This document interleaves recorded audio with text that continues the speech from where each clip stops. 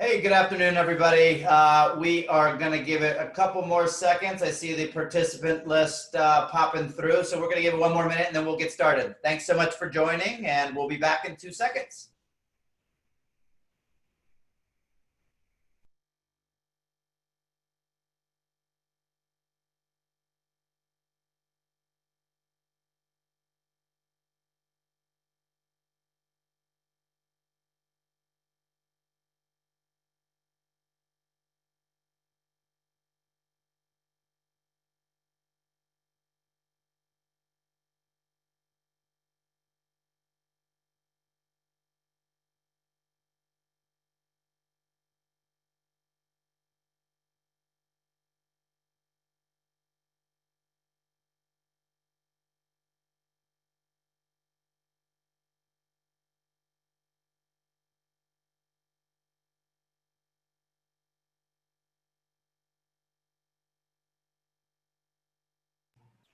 All right, 3:01 on the dot, or noon 01 for you West Coasters. Thanks so much, everybody, for joining. This is episode number 3, where we're going to be diving into everything that is RX. Now, this is probably a subject that a lot of you haven't spent a whole lot of time thinking about, because typically this is something that's just bundled in your medical plan. And so I'm excited for you guys to hear how actually complex RX is, but the complexity is what gives you the opportunity to expose a client or prospect to something that they have never heard in their lives. So a couple of just setup kind of slides here is that when we used to talk about RX, it was, oh, it's only 5%, maybe 10% of the cost.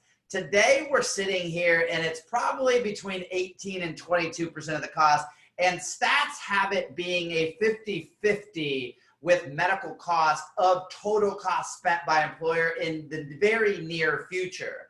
What's interesting about it is so often we just sit back and say, oh, well, the carrier's got a hold of that. And over recent times, you have seen, and I don't know what people's opinions are, so I'm hoping that our panelists talk about this, but the integration between the medical plans and the PBMs.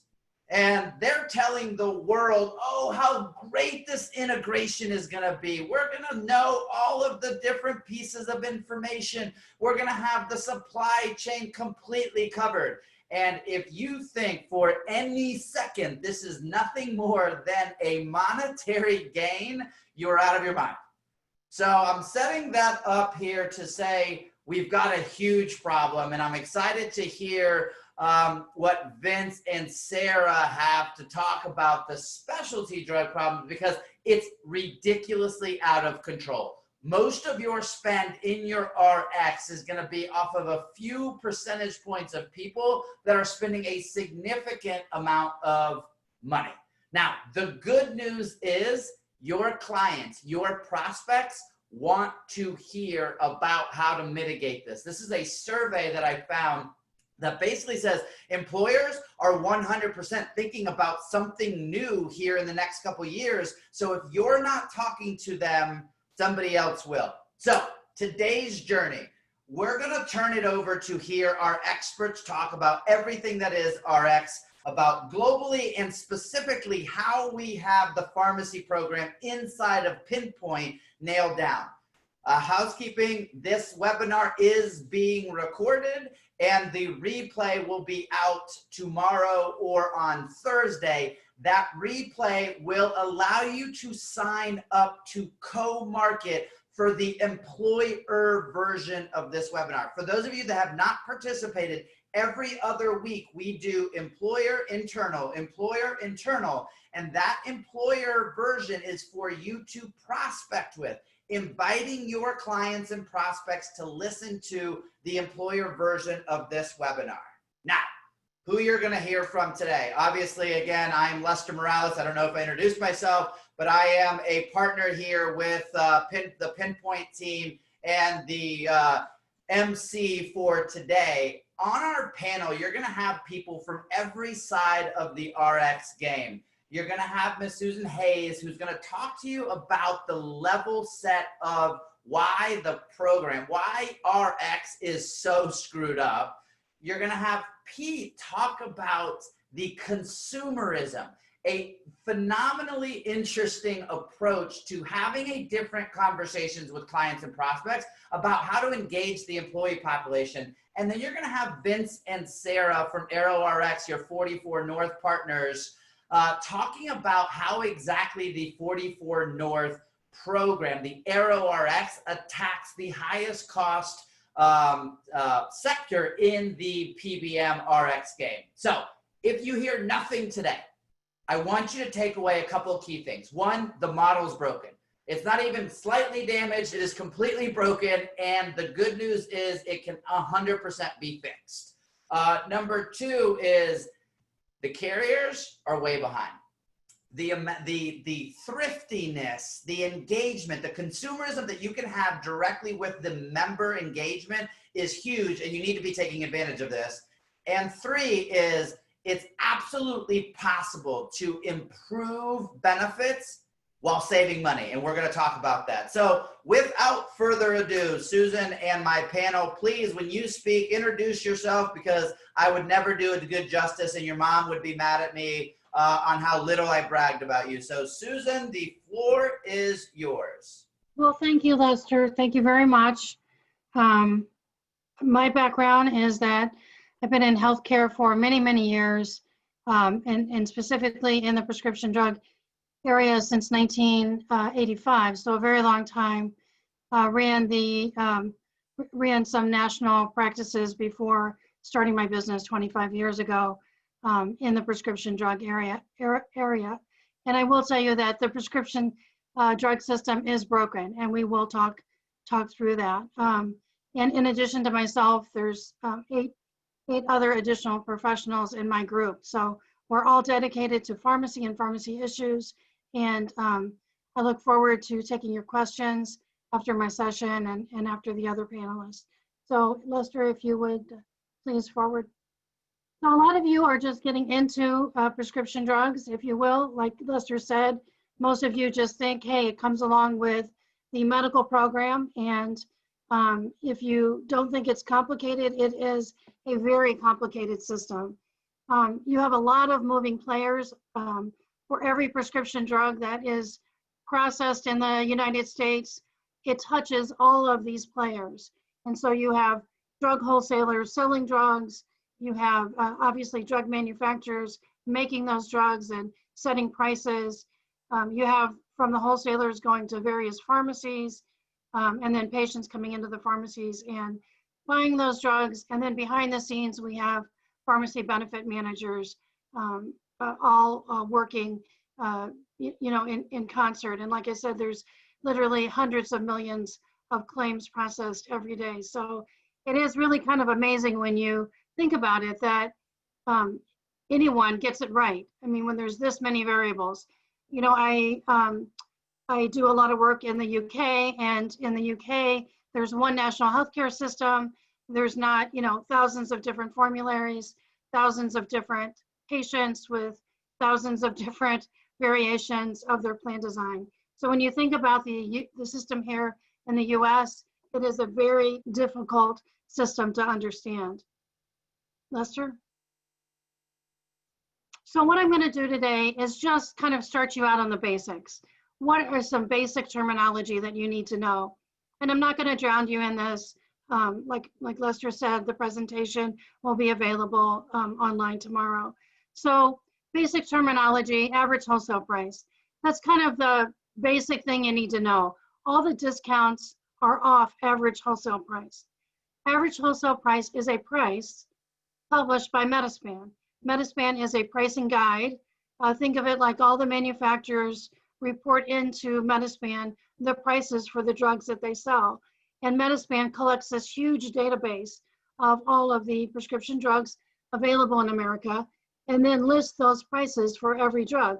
As you can imagine, a drug like Lipitor may have 50 or 60 different AWPs because There is a different price for different doses of Lipitor, so 10 milligrams versus 20 milligrams.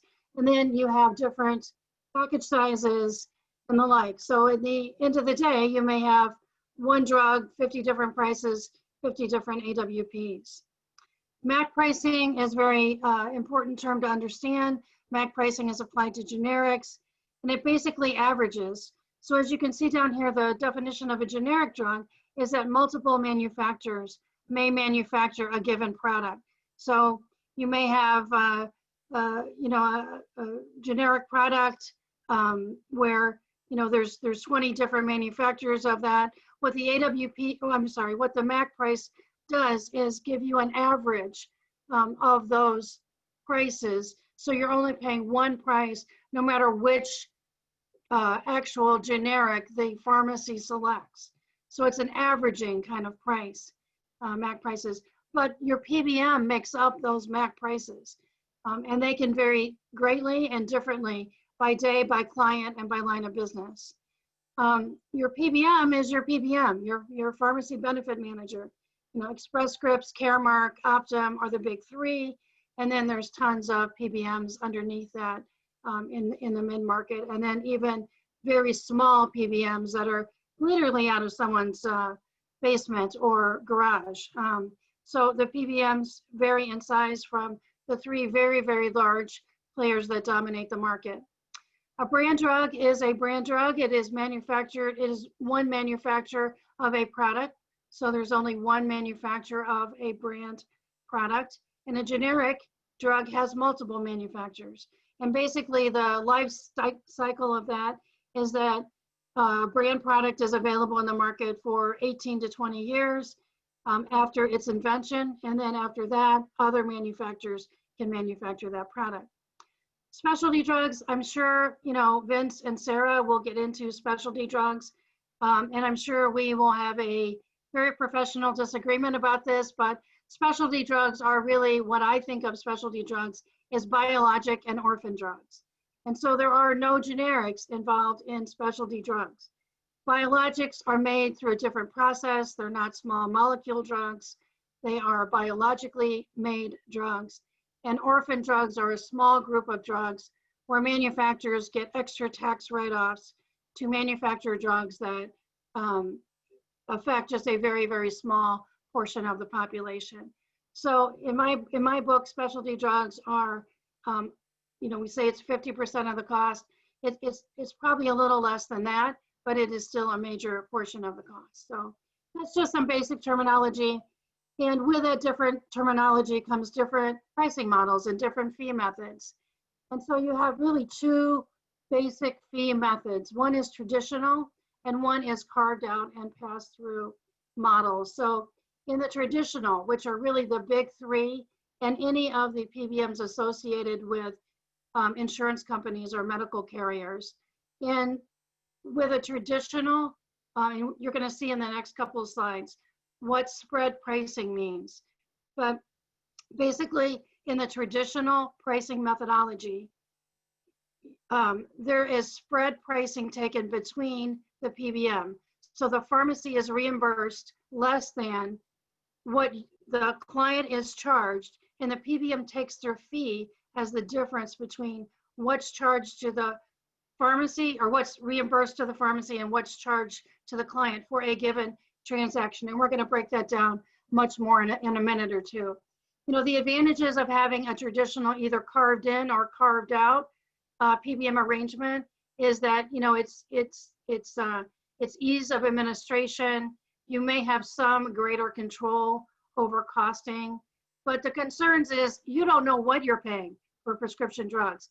This is part of the system is broken discussion, because you clearly have no idea if there's not an administrative fee, what you are paying for that PBM services. So if you're trying to evaluate the difference between a PBM that's traditional, where you don't know the admin fees, and pass through, where you do know the admin fees, it's very difficult to evaluate that.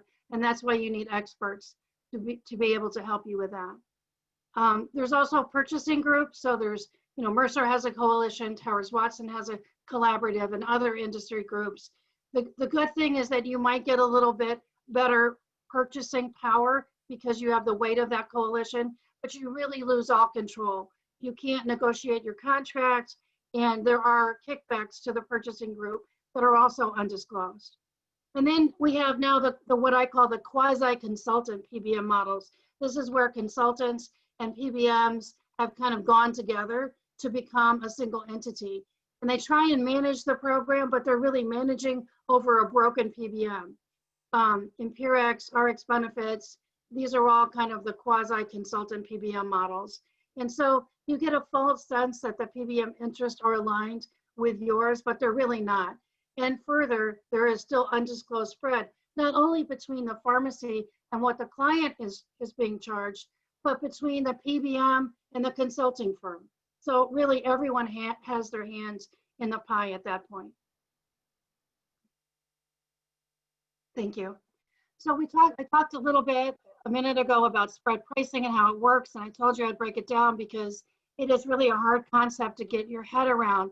So as you move from, and this was happening when your client's plan was fully insured. This was happening, and you just didn't have the data. But now you have the data and you can see what's going on.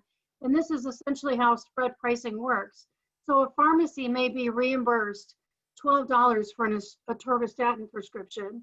So let's say the member walks in, pays their $10 copay, the pharmacy gets reimbursed another $2 from the PBM, making it a total reimbursement of $12. Then that PBM re-adjudicates essentially that claim and charges the plan $200 because it's on a different MAC list. And the PBM actually keeps the spread of $188. Recently, there was a State of Ohio Comptroller's report that showed that CVS and Optum was keeping 8 to 10% of all cost as spread pricing. And so that is, when you think of an additional 10% added on as the PBM's fee, that is really kind of outrageous in how spread pricing works. Okay, Lester, if you want to go to the next one, please. Okay, rebates spread pricing works the same way, where you have drug manufacturers offering to PBMs money for rebates. Basically, high-cost brand drugs get rebates because there's competitor products in that therapeutic category, competing products in that therapeutic category. So if there's 4 antidepressants or 10 antidepressants, what you want to do is prefer, let's say, 2 of the 4 and not prefer the other 2. When you do that, you get rebates on the 2 that you prefer. What happens is that manufacturer money goes back through the PBM, and you may only get a portion of the rebates, and they may call the other part of the rebates something else, and so that never gets passed on to the plan itself. So that's, again, just another way that PBMs in the middle can keep money. So I just kind of want to wrap up here. I'm trying to do this very quickly. And again, there will be questions that you can, questions to ask at the end. But this is kind of a checklist for PBM contracting. So you want to look at your contract. If you have a contract, with the PBM, your client's contract with the PBM, you'll want to pull that out and get a very strong cup of coffee, because there's a lot of words in there and they make it very, very difficult to understand. But what you want to look for are some key items here that I've listed out. First, is there an administrative fee? If you're not paying for your PBM services through an administrative fee, that means they're taking spread pricing. There's no free lunch in pharmacy benefits. So, and they're not doing this out of the kindness of their hearts. So if there is no administrative fee for your prescription drug program, your client will be paying an undisclosed fee, and that will come and bite you somewhere in the long run, because again, if your client knows about this and understands it, they're going to be questioning you as the broker and consultant. What am I paying for my PBM services? I don't know, or nothing is not the right answer. So you need to understand that between the relationship between your client and the PBM and their financial fees. Is there a disclosure that says the PBM reimburses the pharmacy less than what it charges to the plan? If there is such a disclosure, great, then you can check that off and know that spread is being taken. But the natural next question is, how much? How much spread are you taking? And like I said, the state of Ohio, probably one of the largest clients ever. I believe they have close to, 50,000 lives. They were getting spread 8 to 10%. So what is your client getting spread? Probably much more than that. The next question is, will a PBM permit contract negotiation? I learned back when I was in school, learning about contracts in my criminal justice classes, that a contract is a negotiated document. It's negotiated between two parties. And if your PBM will not permit you to negotiate the contracts with the terms that you think are appropriate, then you really have a PBM that's really not going to be very flexible. So if you start out the relationship not being very flexible, what's it going to be like 3 years down the road? Can you audit the PBM? I've spent 25 years auditing PBMs, and I will tell you that I have never conducted an audit in 25 years where there hasn't been money on the table. PBMs predict, a year ahead of time what pharmacies your members are going to go to and what the discounts are going to be at those pharmacies. And they cannot predict accurately, but they want your business. So they over aggressively provide you rates that they know that they can never achieve. And that's why in 25 years, we've never had an audit that hasn't had something to be recovered by the plan. Also, are there exceptions to the discounts, dispensing fees, and rebate guarantees? Does your PBM allow brand drugs to become generics, specialty drugs to become generics? What are the exceptions? So if you have a performance guarantee in a contract, but there's tons of exceptions, they're really kind of worthless performance guarantees. It's kind of like when you take out one of these programs that insures your household appliances, but if you've had the appliance for more than 30 days, it's not good anymore. So that's the kind of thing I'm talking about. Is the liability limited? One of the things that PBMs do is limit their liability to just the administrative fee. And if you don't have any administrative fees, that means they have no liability for what it is they're doing. They're processing millions of dollars worth of claims with no liability. So you need to have an attorney review this contract and make sure that there's liability associated with this for the PBM's performance. Can you, as a broker, understand the contract terms? If they are written so obliquely that you can't even understand the terms, then you need to have a sit down with your PBM. And then lastly, what services does a PBM actually perform and what's subcontracted out? This kind of gets at the liability issue, but also if your PBM is nothing more than a shell organization that subcontracts out claims processing, mail order, specialty, what are they really performing for you? And why are they taking a fee to do it? So you need to look at that and make sure that your PBM is actually performing the services and everything isn't being subcontracted out.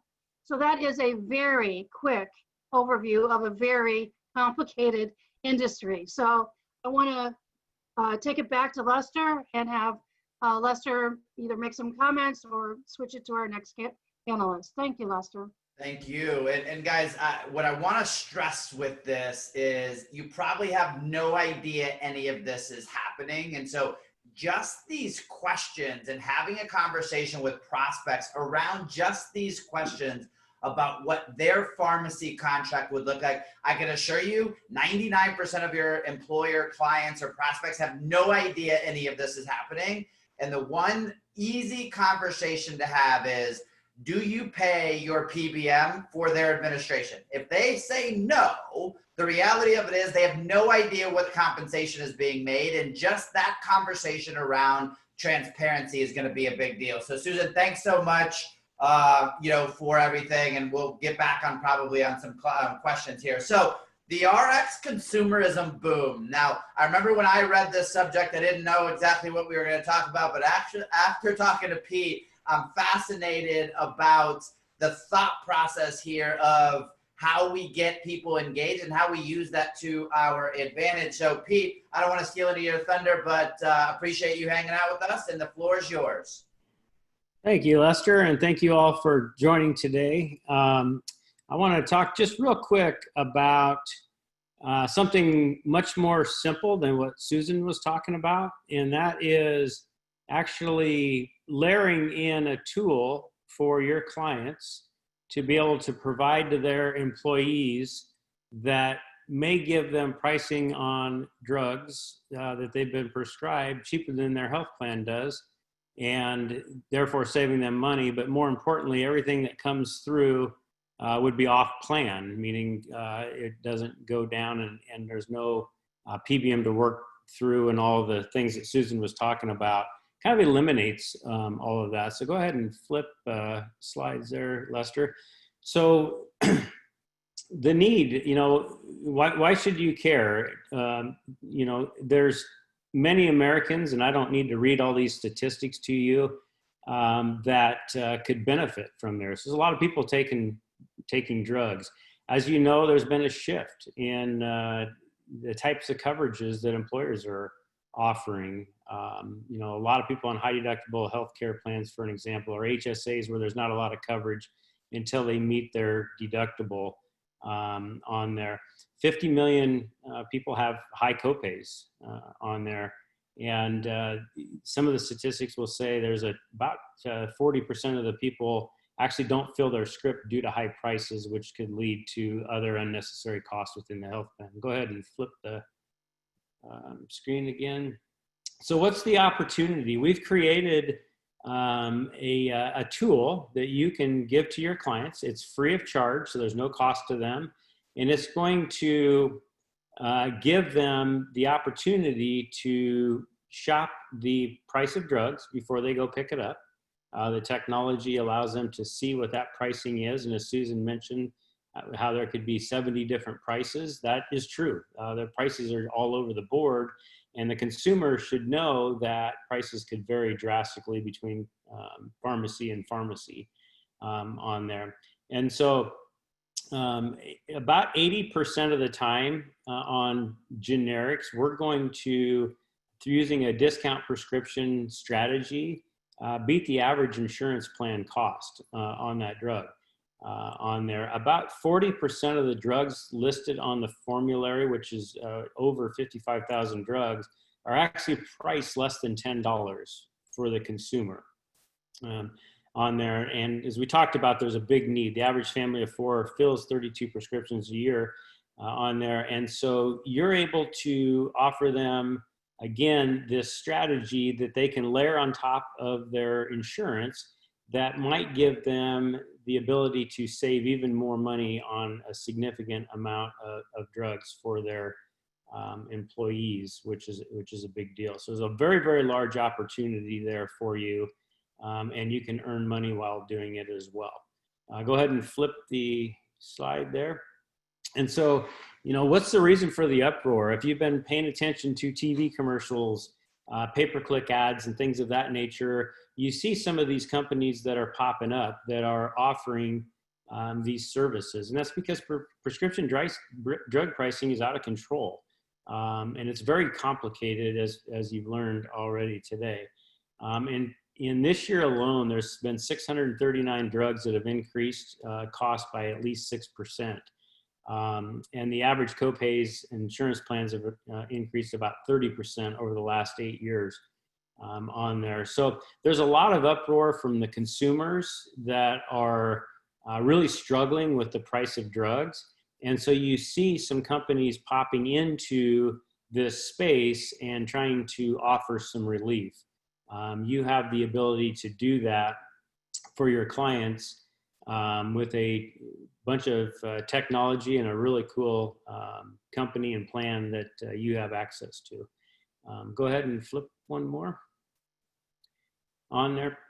So these are discount prescription cards. They've been around for a long time on there. I think most of you have heard of GoodRx, and they don't partner with brokers as yourself on there, where that is kind of the opportunity for you is to get partnered up to offer a free service to your clients that makes you look good and saving them money, and then earn a little revenue by doing it.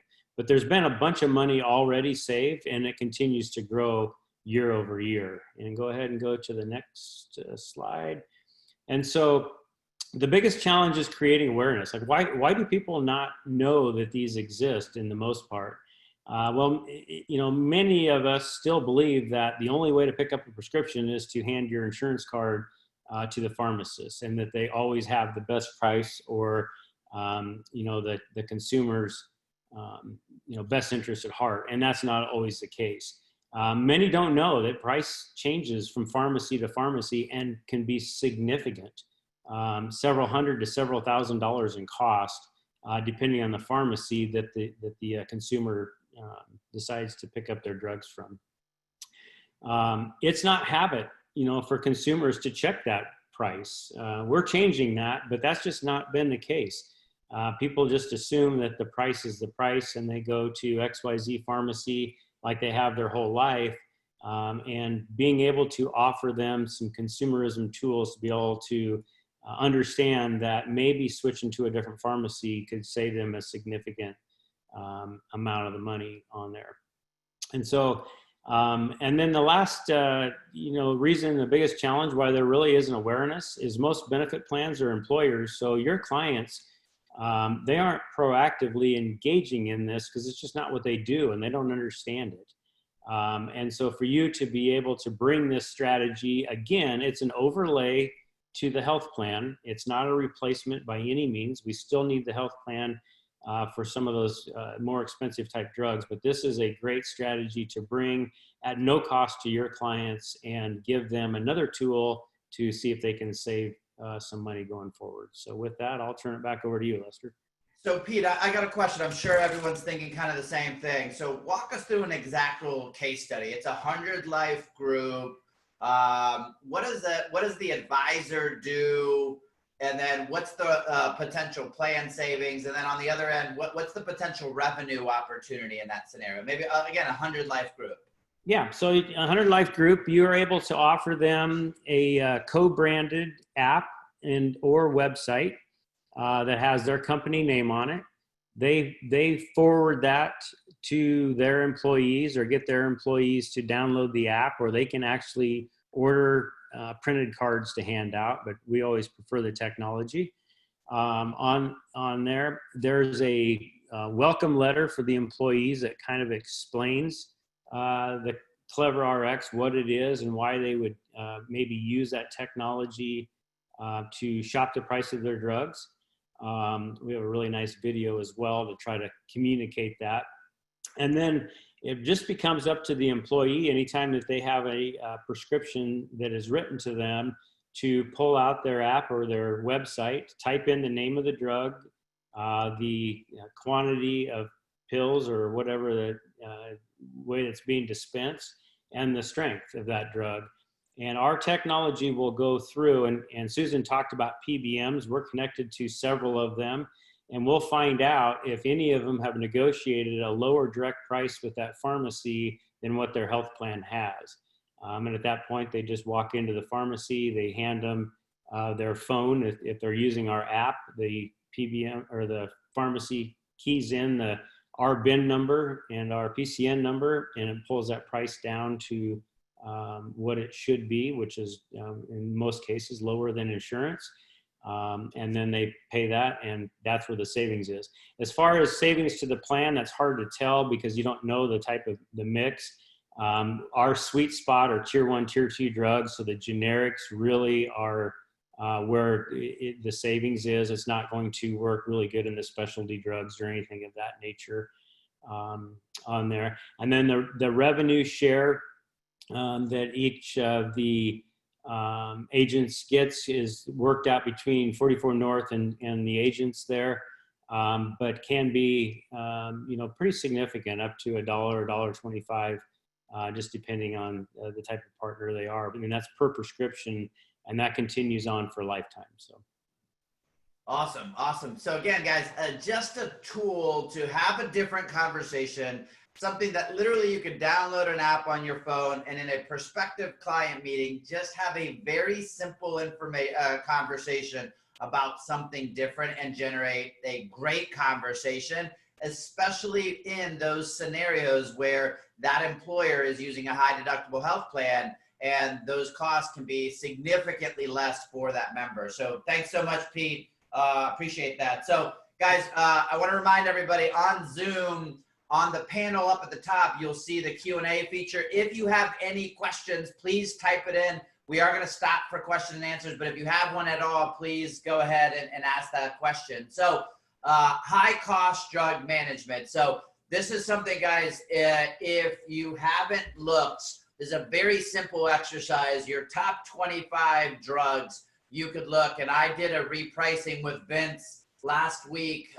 and the top 25 drugs of this prospective client was 83% savings using the ArrowRx, just on those top 25 drugs. It was the easiest conversation. It took us about 15, 20 minutes to look that up, and it was a great opportunity for us to expand the business. So Sarah, Vince, please walk us through, obviously, the small piece of the pie as far as users, but the big piece of the pie in regards to the RX cost game.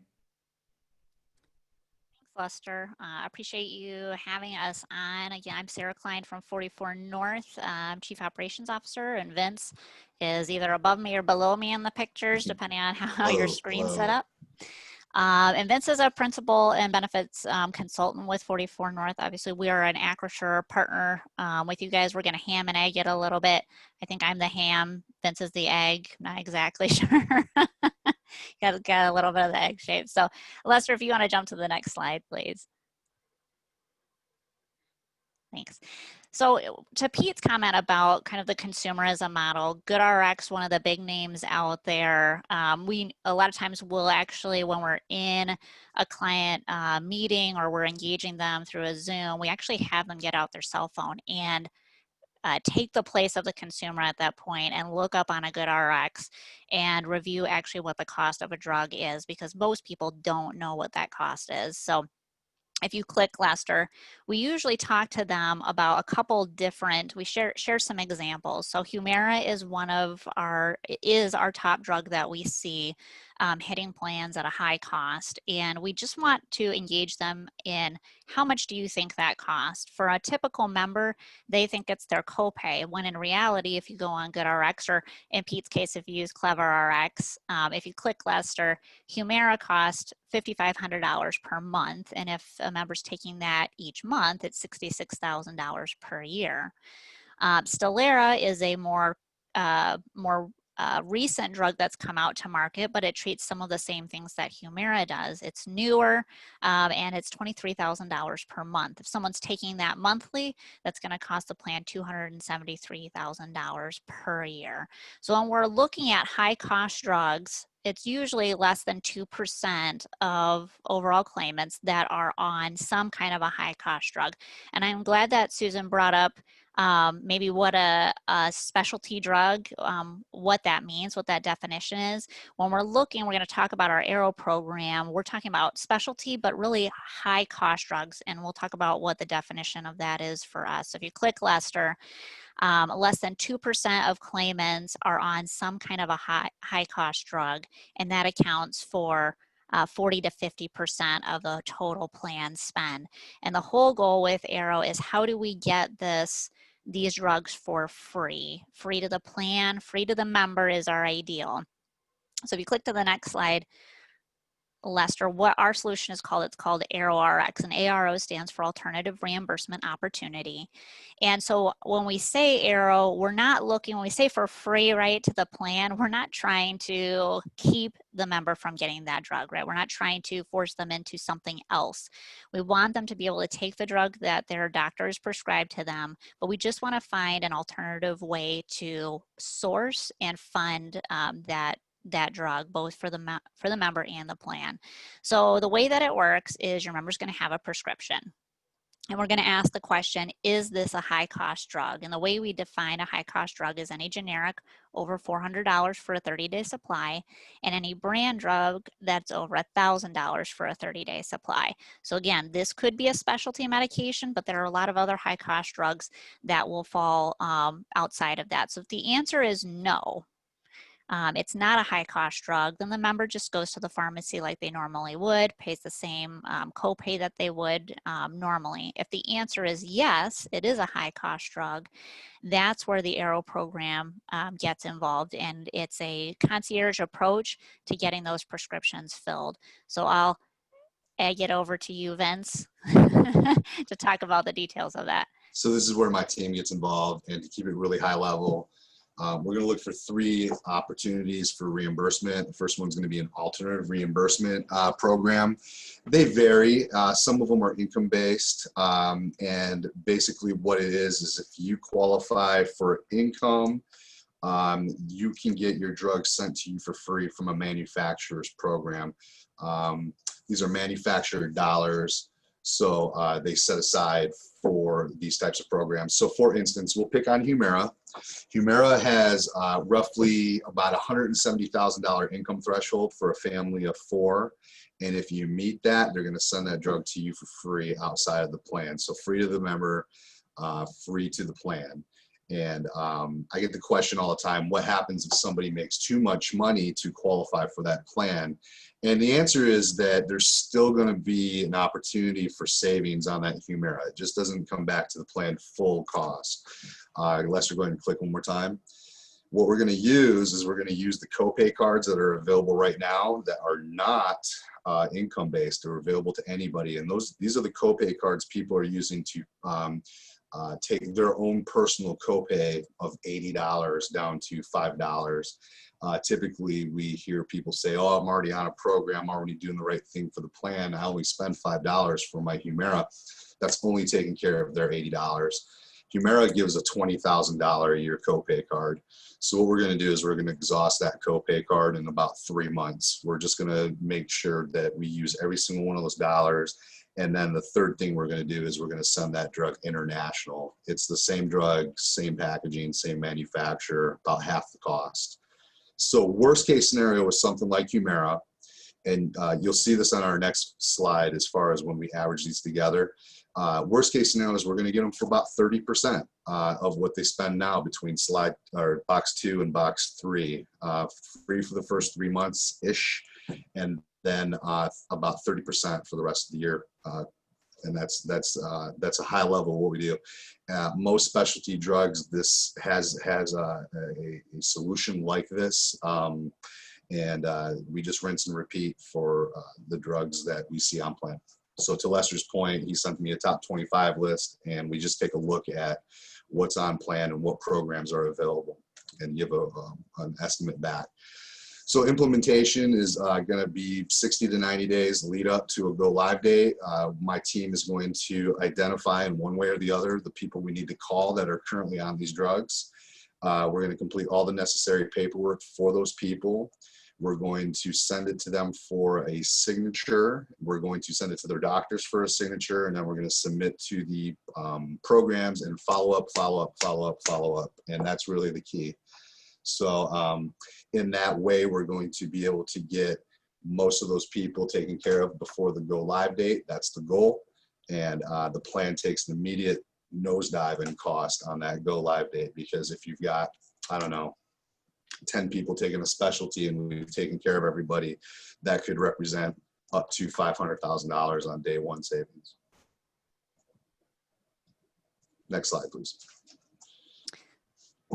So what we've seen in 40 groups in 2019, we were averaging about $100,000 in savings per 100 employees going through this type of model. So again, back to Vince and Pete's comments about how the members were already really engaged in using those copay cards and doing things to minimize theirs, but really not, those savings weren't necessarily translating over to the plan as well. Our top, going through the Arrow program though, again, it's a win-win for both. The members saving and the plan is saving. Humira being our big one, $1.4 million just on Humira alone. Enbrel is in the same class, treats some of the same things as Humira, $637,000 in 2019. So we're going to pick up on those really common ones, but then we're also going to have maybe some more unique ones. So the Kaleido, we had one family, single mom, multiple children with cystic fibrosis, just that drug alone for the one plan, almost $600,000 in savings there.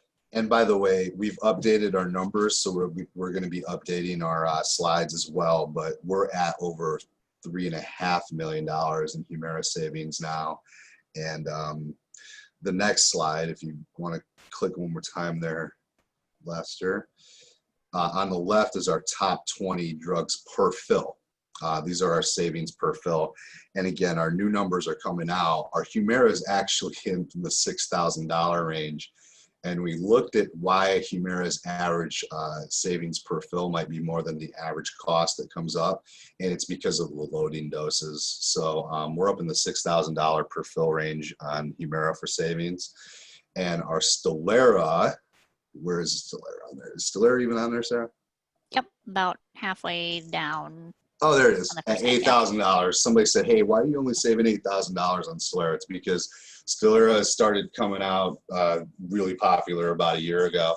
We're up to about $15,000 per fill on Stelara savings right now, between having a full assistance program or having to go international, the combination of the two. So we'll be updating these numbers soon. They've only gotten better. And on the right is our international. So Lester, if you go back one slide on the international. So what you're gonna notice on international, guys, is it's not strictly for high cost drugs. It is kind of a plan B for their high cost drugs, but what we do is we go down a little bit further and you're gonna see a lot of diabetic associated drugs on our international list. And that's because those drugs have really good opportunity for an international fill. The diabetics love the international program. They get the drug they want in the quantities they want, and we send it to them for free.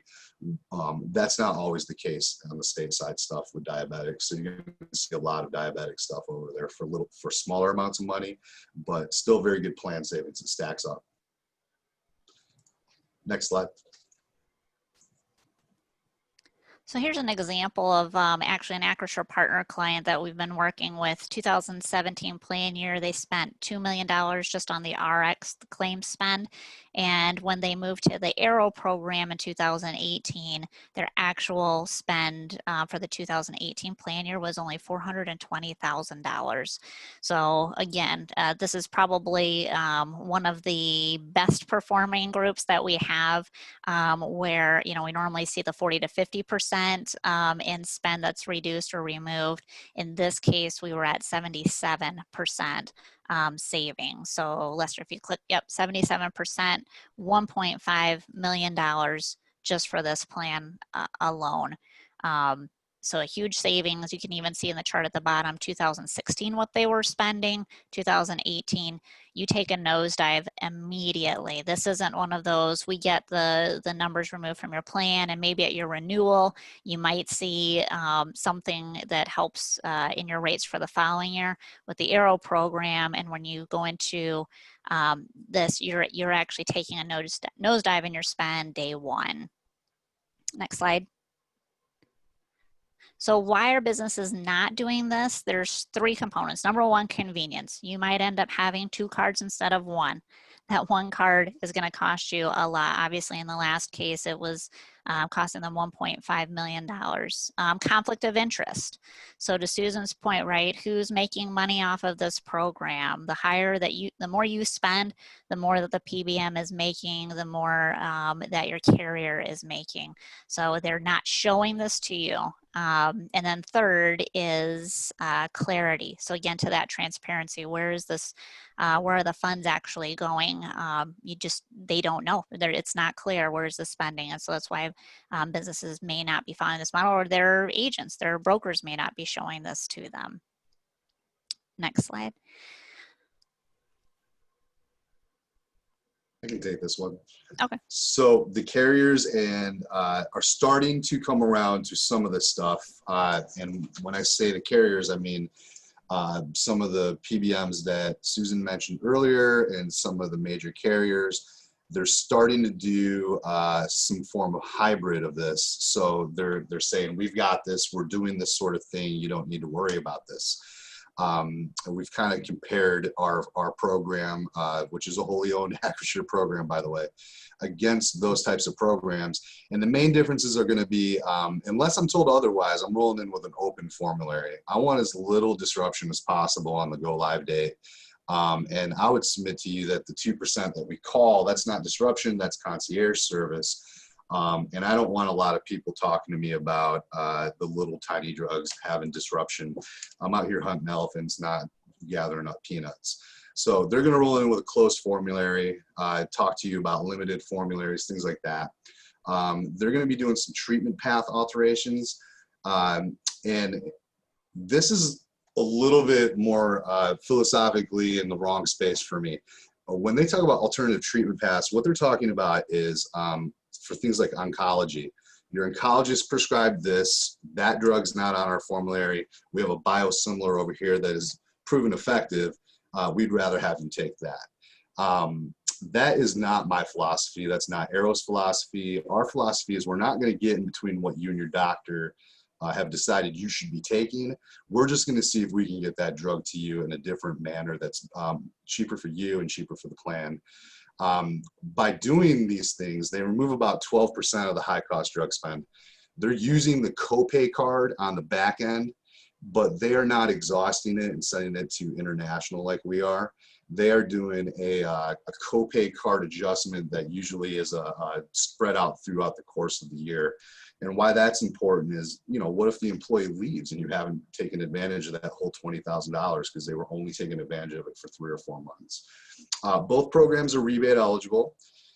And like we've said a couple times, you're going to see immediate savings with us. Whereas on these other programs, you're looking for ROI in maybe a year or possibly 2. So that's going to be the differences between what you're seeing from the major carriers. But they are starting to roll out what they would say is comparable programs. You don't need to do this sort of thing. We've got you. So Vince, Sarah, thank you. Guys, I can't stress. So for those of you that don't know, I spent 13 years at Willis Towers Watson. They have their own consortium. The entire business is place more business, more volume, more volume, more volume, more volume, more volume. The reality of just the Arrow program, it can knock another 20 points of savings off of a already best in class, you know, created by the monster organization that is, you know, Towers and Willis. So when I tell you, you have a secret tool in your pocket. So I like this program so much. I placed this with non-Acrisure partners with Vince and Sarah. Vince has been one of my best sales tools to pick up business. And when I tell you it's an easy prospecting, every prospect gets a top 25 list. That's the list that you want, because mostly out of the top 25, 15 of them are going to qualify for one of these programs, and the savings are just going to be enormous. And so literally with a top 25 list, you can make some directional conversation around how you're able to. And guys, this is a little bit of a personal story for me because my dad was on Revlimid for 15 years and my family had to file bankruptcy because that drug is $150,000 a year. And the qualifications of the patient assistance program that Vince can get somebody on is less than $100,000 of household income, can't be on Medicare or Medicaid, and must be a US citizen, which is 99% of the world. So understand that these qualifications for the programs that they're talking about is achievable for most people, but why not have the conversation? Because the worst case scenario is they fill it through the plan like normal. So understand that this is very, very high yields with a minuscule disruption. And I agree with you, Vince, wholeheartedly that this is not disruption.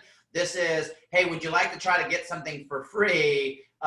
Give us, 10 minutes of your time and let's have a couple questions. And so it's just an absolute great opportunity and really something that everybody should consider. So it is 3:54. We've got 5 minutes. I've got one question that came in, and it's for Vince and Sarah. One thing before we move on, I want to clarify that top 25 list. It's top 25 by spend, everybody. If you send the top 25 by utilization, it's going to be nothing but generics. You can't get amoxicillin for cheaper? What are you No. talking about? The other thing I wanted to mention that they just the international program, guys, understand what Vince is talking about. Let's just say that this is the packaging for a drug. It goes from manufacturer to Canadian pharmacy. Canadian pharmacy takes off FedEx packaging, puts on new label, ships it to your house, and that just saves 70%. I know I'm simplifying it, but that's literally how it happens. It is unbelievable. And again, these conversations are not being had by even the jumbo consultants. So if you're sitting there thinking, how am I going to meet my 1-1 goal? This is a great elephant hunting strategy. You got a couple thousand life group, your country club buddies, you play tennis together, you drink wine together, whatever it is, have a conversation about the pharmacy spend, because every group's looking on how to control it. It is very high spend for a small number of people, so it's minimally disruptive on the conversation. And this is the program that we have built inside of PinPoint. So not only is PinPoint attacking the medical, it's attacking the pharmacy costs, which is why it's driving over 25% savings year over year. So thanks, guys. The question that did come in, I'm confirming. One, talk about the fully insured versus self-insured, conversations, because you guys definitely have a unique perspective on that. And two, how do you go about it before the plan effective date? So, hey, it's a 1-1 group. How do you guys attack it before the plan starts? So two things. In terms of a fully insured conversation with a client that's fully insured, I mean, we're on a PinPoint webinar right now. Lester can design you a medical plan that looks and feels fully insured. It's self-funded in the background, but it's level funded.